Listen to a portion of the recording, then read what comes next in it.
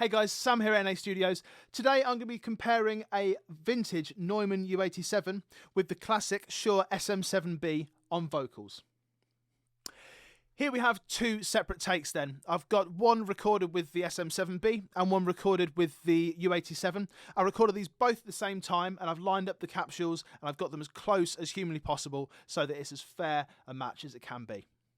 Let's have a listen to these two takes in the mix and see if we can hear the difference between the two. Now it's alternating, it's going kind of a couple of lines of the SM7, a couple of lines U87, just alternating throughout the take, as you can see. So here we go, let's have a listen. And with the early dawn moving right along, I couldn't buy an eye full of sleep. And in the aching nights under satellite, I was not received. They're pretty close. So I've got some plugins on these. On both of them, I've got an EQ just taking off some of the bottom end, exactly the same. I've got virtual mix rack from Stephen Slate, and this is on both of them, both exactly the same. If I scroll along, you can see all the same plugins doing the exact same thing. So I've made these as close as possible. Now they're both going through an Audient ID44 interface and the preamps on there are fantastic, really clean. Just to bring up the level of the SM7B, I've put a Triton FET head on there just because I felt if I was driving the preamp a bit too much on one of them, not the other, then it might be an unfair comparison. But other than that, they're exactly the same thing. So I've got some effects on those, got some reverb and some delay, exactly the same. So they are as close to a perfect test as they can be. Let's have a listen to the SM7 first then and compare it to the U87. You can hear that it kind of goes between one to the other. Let's have a listen for the tone, let's have a listen for the top end, the bottom end, and the kind of overall compression of the that's built into the mics. Built with stolen parts, a telephone in my heart. Someone get me a priest. Okay, so the tone is very similar. When I say the compression built into the mics, I mean that kind of squashiness that it does on its own. It's not got a compressor in it, but it does kind of hug the sound a little bit because of the electronics in the microphone. I feel like the SM7 is a little bit chunkier and maybe compresses a little bit more just with the actual microphone itself. And I feel like the U87 is a bit more crisp in the top end. Let's have a listen to those two again on this next line. To put my mind to bear, this ringing in my head, is this a cure, or is this a disease? When I say a little bit more open, I do mean a little bit. There's so little in there, there really is. But I think what you've got to appreciate with these two microphones is what you're using them for, what you could use them for, and what you're going to do with them afterwards. Now, the SM7B was around £330 when it came to me. The U87, I don't remember exactly what it was, but you'd look to pick one up, a vintage one, for around somewhere in the region of between £1,500 and £2,000, I'd imagine. You've got to think, is the difference in the sound that much different? Well, it's not £1,500 difference, but a U87 you can use on a few different sources. You can use it for vocals, absolutely definitely. Acoustic guitars is going to sound great. Overheads is going to sound fantastic. Any acoustic instrument, any kind of instrument that needs that detail. The SM7B, you're going to get a lot of use on vocals, probably guitars, maybe a kick drum. Some people use it on kick drums. You're not really going to use it for overheads. The amount of uses that you're going to have for the microphones, the U87, there's going to be more uses for it, I feel. But then equally, if you look at what you're going to do afterwards with the microphone, if you've paid £330 for something, then you're probably going to sell it for $250, whatever the second-hand market is on SM7B, which is it's not too bad there. But with a U87, as it is vintage already, the price is not going to go down. You might have to pay a little bit to maintain it or just the general upkeep of it, but the price is not going to go down. Those microphones, I'm not going to be selling them. I'm going to be keeping them, and my kids can have those, when I give up, and that'll be, they can sell them then or whatever it is.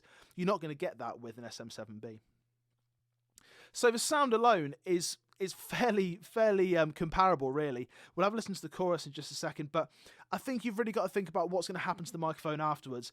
No, they're not exactly the same in sound, and no, the price is not the same. It's very, very different. But if you're paying £1,500 for a microphone and you're going to end up getting £2,000 for it, that's pretty good. If you're paying £330 for a microphone and it's going to depreciate by about £80 maybe, then is that something that you really want to be dealing with? I'm not sure. Let's listen to this as it goes into the chorus and see how it deals with a belted high vocal. Nail in the head from my creator. You gave me life, now show me how to live. Nail in the head from my creator. You gave me life, now show me how to live. So similar. Let's have a listen to these two in the mix then. Let's see what it sounds like when we've got the rest of the instruments behind them, because it's all very well listened to it on its own, but does either of them cut through the mix more than the other? Let's have a listen from the beginning. And with the early dawn moving right along, I couldn't buy an eye full of sleep. And in the aching nights under satellite, I was not received. Right, to my ear, the U87 is cutting through the mix just a little bit more. If we take it from the waveform, here we're pretty standard, and then we've got a much louder bit just here. And then conversely, in the first line on the SM7B, we've got a loud bit as compared to a quiet bit here. I don't feel like it's the volume that's making it cut through. I feel like it's the overall tone. It's quite different to assess the tone. It's difficult when you listen to it just A-B, just on their own, but when you get it in a mix, you can actually hear the difference. So on their own, I feel like they sound comparable, quite similar, with the U87 maybe having a touch more top end, a bit more chunk, bit more body to the SM7B. But when you get them in the mix, I feel like they're really a little bit different there. That's where the U87 kind of shines, in cutting through. Let's have a listen to the next section and see if it's the same. It was stolen parts, a telephone in my heart. Someone get me a priest. Yeah, again, I feel it's kind of self-evident there. I think the U87 is cutting through. I think the Neumanns as standard, that people talk about the mid-range in the Neumanns, don't they? And I think it is that kind of magic mid-range that's just jumping through. And although it may not sound like it in solo, you are having something there that you're not going to be able to replicate with EQ. Let's carry on listening then. To put my mind to bear, this ringing in my head, is this a cure, or is this a disease? Nail in the head from my creator. You gave me life, now show me how to live. Nail in the head from my creator. You gave me life, now show me how to live. So there we have it. I like both microphones. I don't think I'd be setting up the U87 to use for these purposes. I don't think I'd be putting a U87 too close to a kick drum or a snare drum or anything like that, because of the price, but because of kind of how delicate it is. But I think the SM7, I wouldn't use it for every vocal. It's not going to work for every single vocal. I think the U87 is going to work for more vocals, and it's going to work better for acoustic instruments. When you consider the polar pattern on the SM7B, it's purely cardioid, so you're kind of limited in that sense. On the U87, we're on cardioid at the moment. That's what I use for the test. But we can flick it to Omni, or we can flick it the other way to figure of 8. Figure of 8, I find, is a really useful polar pattern, just for the fact that it will cut out everything to its sides. I find it's so useful, especially when you're recording like a singer-songwriter. If I was recording someone playing guitar and singing at the same time, I'd have two U87s, both in figure of 8, and move the nulls to cancel out what I didn't want, and you'd be winning. If you had two SM7s, I think you'd struggle for that. So, as anything, it's horses for courses. But I think in this instance, for the money, you're not going to miss the sound that the Neumann has over the SM7B. If you've got £350 to spend, then 100% buy the SM7B.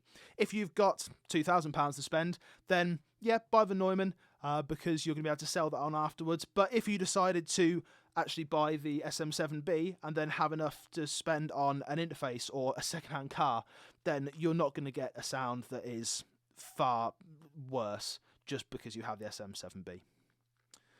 So there you have it. I like the SM7B. It's fantastic. You can't use it for as many things as you can the Neumann, and you've got more polar patterns on the Neumann, but is that what you want? I don't know.